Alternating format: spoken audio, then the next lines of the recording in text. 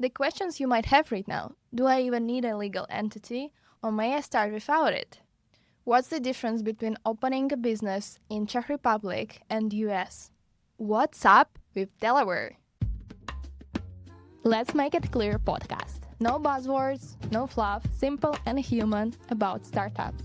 I'm your host, Anastasia. If you're thinking about building your own company or just want to get into the field, we will learn about the startups in Europe and the driving forces behind them.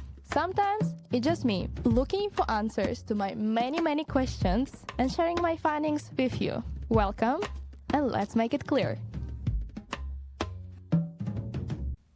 And I will start with some context. I'm currently based in Czech Republic. I'm not originally from here. Originally, I'm coming from Russia, and I live in Europe for the last 10 years, actually. But only last 5 years of them, I'm based in Czech Republic.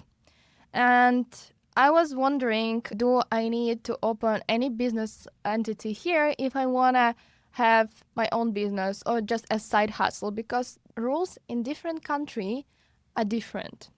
I decided to dive deeper into this topic, layer out different options that I'm having and all other people around me have too. So here are my findings. In my research, I was comparing a lot Czech Republic with US because I know and I hear a lot in the industry around me that you need to open US entity because it would be better, but you don't really know why. So here I decided to start with basics. Let's say you just doing freelance work on the side. Do you need to open it officially and when?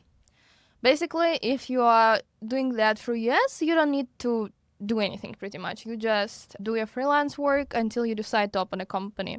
But in Czech Republic, for this activity, you would need to get OSVČ, which is operating under a trading license, which called živnostenský list, which allows you to legally invoice your customers, and the opening of it costs around 1,000 Czech crowns.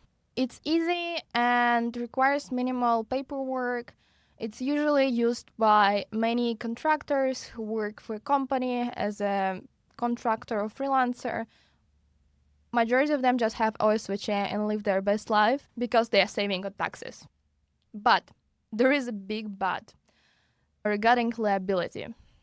OSVČ is not separate legal entity from you. You is basically your business. No liability protection. If you, as OSVČ, create debt through your business activity, you own it. You own to repay the debt with your assets, your apartments, your car, whatever you own might be taken from you. Not the ideal situation, to be honest. I would not recommend it to anyone. OSVČ is great for a side gig or freelance work, or if you plan to work as a contractor. But it might be risky if you plan to engage in anything that might incur significant liability. Because again, everything will be taken from you personally and not your business. Sole proprietorship in US is different from OSVČ as you don't need trading license to start doing freelance work. You basically just go and do it. But again, the US is huge and it depends from state to state where you legally residing or legally registered. But the same way as with OSVČ, you have no liability protection. If someone sues you, all of your assets will be taken from you. Your apartments, your house, your car, anything that you might be owning potentially is under risk. So my next natural question was, okay, if sole proprietorship is enough for freelance work, when is it not enough? When I need to actually start thinking of an upgrade? That would be in the situations when you're planning to hire additional people to your team, or you're planning to get external investments into your company. You start selling products with risks, or you start acquiring B2B customers, signing contracts, issuing invoices. That might be one of the motivations for your upgrade to the next business entity. So what is the next level? Next level is SRO and LLC. Now, if you're in Czech Republic, your next natural step after OSVČ would be SRO, which means there is a liability protection.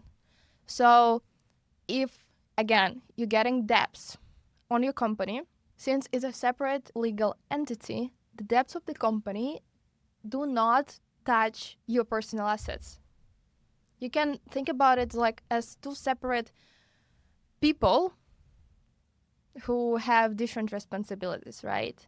One always acts and performs the actions, and the one who performs the actions will be responsible and owning all the debts, versus the one who just opened it. In this case, the owner would be the person who just opened it. He will be responsible with his initial capital. What is the initial capital?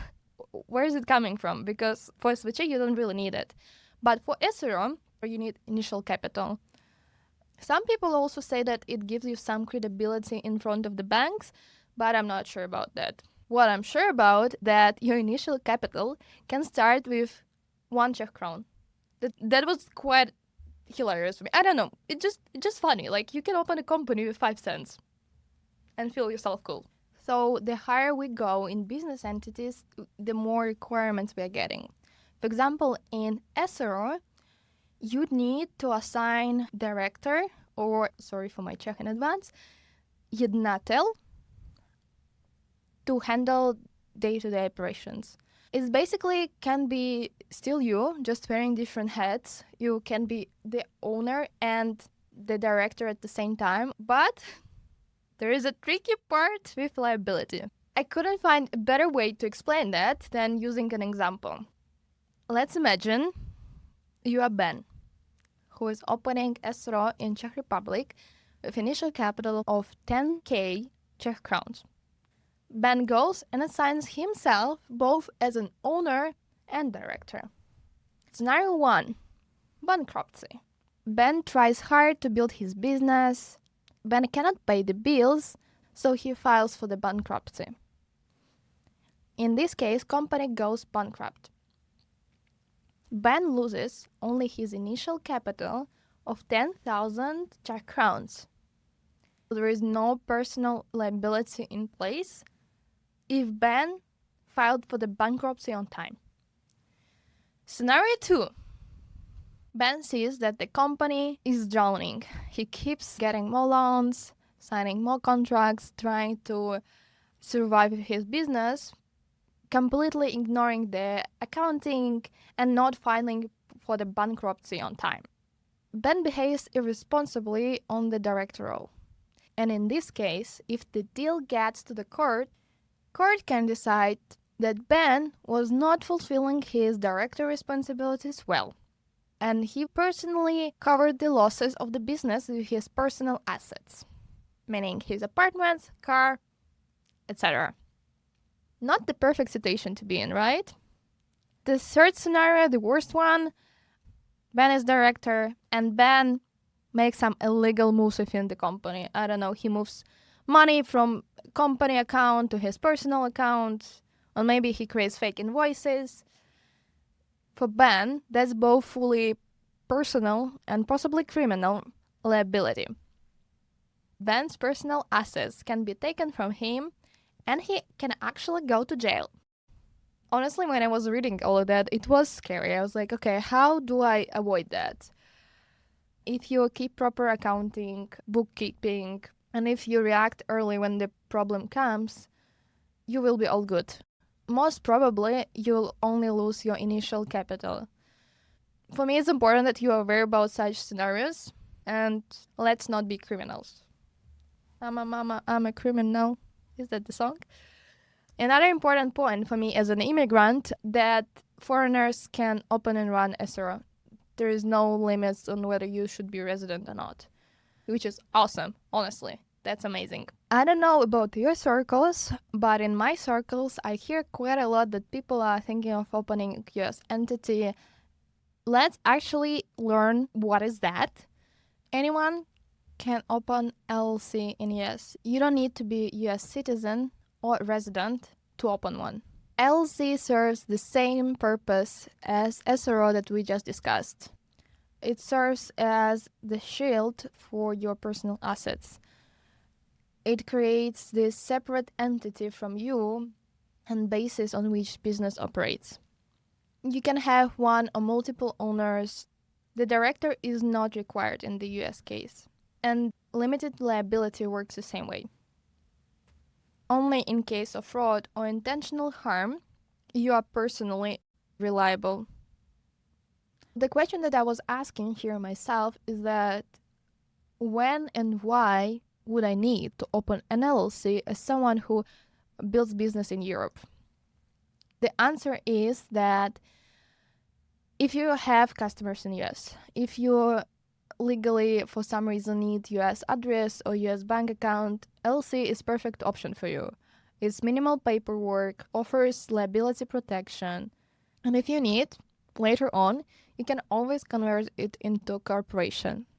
Corporation in Czech Republic, oh my god, God forbid me for my Czech pronunciation, akciová společnost. It's a joint stock company. There are shareholders that own shares of your company. The question again that I was having in the process, how is it different the shares of the company that I'm having in SRO with my co-founders? The difference is for corporation, it's a publicly tradable stocks usually. Long story short, it's an overkill for the first-time founders. Let me explain why. Yes, it offers the same limited liability as SRO, but it requires better accounting because majority of the process is supposed to be transparent. You would need a specific hierarchy within your company. You would need shareholders, board of directors, and officers. That is the C-level people. So it's CEO, CFO, CMO, CPO, etc. I can continue endlessly most probably. In Czech Republic, to open a corporation, you need a minimal initial capital that you will invest. The number is not small. It's 2 million Czech crowns just to open a corporation. And when do I actually need a corporation, would you ask yourself? If you're planning to go public and trade your stocks of the company publicly, or you're planning to attract bigger investors into your company, they might request a corporation from you for the reason of the transparency, and they know how to work with it because they have all the legal processes usually prepared for that. It's just easier for them and quicker to give you funds. And the last one, corporation in US. C Corp. You might see quite a few companies in US with the Inc. ending of the company name. Honestly, corporations were the most fun for me personally because I was never connecting it with the ink that I saw everywhere. Even in the, what is it? Is it the Monsters Inc. cartoon? I loved it. Yep. Monsters Inc. It's a corporation. But moving on to the topic, there is no initial minimal capital, but you still need to have shareholders, board of directors, and the officers. For US, I think you minimally required to have 3 officers roles. Here was actually the biggest discovery for me. Why people, after having SRO in Czech Republic or any other type of business entity in Europe, go and open C Corp in US. The reason is that they plan to raise from US funds and US investors. Many US investors will actually require from your C Corp in US, and they would ask you to open it in Delaware. What the heck is Delaware? Honestly, I never heard about it before I started my research. So Delaware is a state in the US which apparently have really good laws and processes and low taxes for opening a business. Their local judges literally know by heart all the business related laws, and the whole process takes like super fast. That's one of the reasons that actually many people who open a corporation in the US open it in Delaware because it's cheaper, it's fast, and that's what investors prefer. But do you actually need a corporation in US or corporate in Europe is enough? If you're raising money from early angel investors or raising money from EU investors, European corporate most probably will be enough. But the moment you decide to raise capital from US funds, US investors, or join US startup accelerator, most probably they will request from you Delaware Corporation. The next obvious question, what do I do if I already have business in Europe? Do I just quit it now and open a C Corp in US? No. There is such concept as Delaware Flip. Quite a common thing, because you're obviously not the first one who will get investments from US. Delaware Flip is when you have your European entity and you create C Corp in US and assign it as a parent to your European entity. The C Corp will manage mostly stock options for your shareholders and investors, while the European business entity will be owning pretty much the rest, products, employees, etc. So let's summarize now what we just learned.